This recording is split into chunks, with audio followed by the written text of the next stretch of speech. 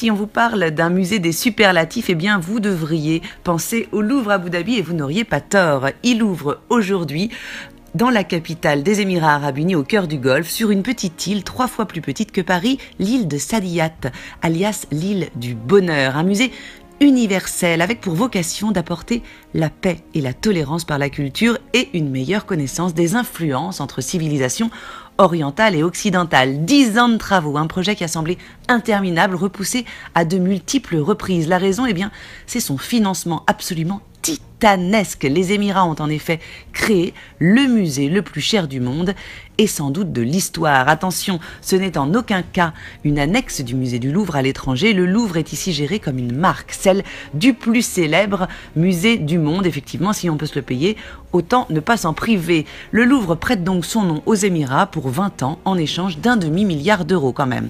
En échange d'un autre demi-milliard d'euros, eh bien 13 musées français prêteront 300 de leurs œuvres.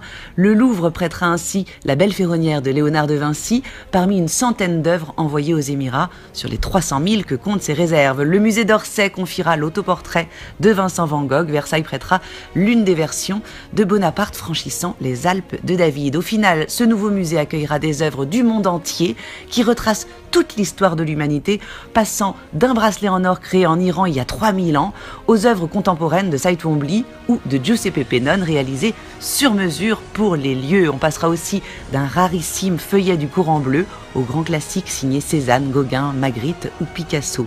Côté architecture, eh bien, on reste là aussi dans les grands chiffres, puisque la construction du bâtiment à elle toute seule, initialement estimée à 600 millions d'euros, avoisinerait au final le plein milliard. Pour comprendre ce budget absolument faramineux, eh bien, imaginez juste que le dôme du bâtiment, joliment comparé à une pluie de lumière, s'est avéré plutôt coûteux avec son envergure de près de 200 mètres de diamètre, élevé à 40 mètres de hauteur, pesant à lui seul l'équivalent du poids de la Tour Eiffel, c'est-à-dire 7500 tonnes. Pour construire ce musée sur cette petite île lagunaire, eh bien, il a fallu déplacer plus de 500 000 mètres cubes de sable. Imaginez un peu, on ne parle d'ailleurs pas de musée, mais de ville-musée sur la mer.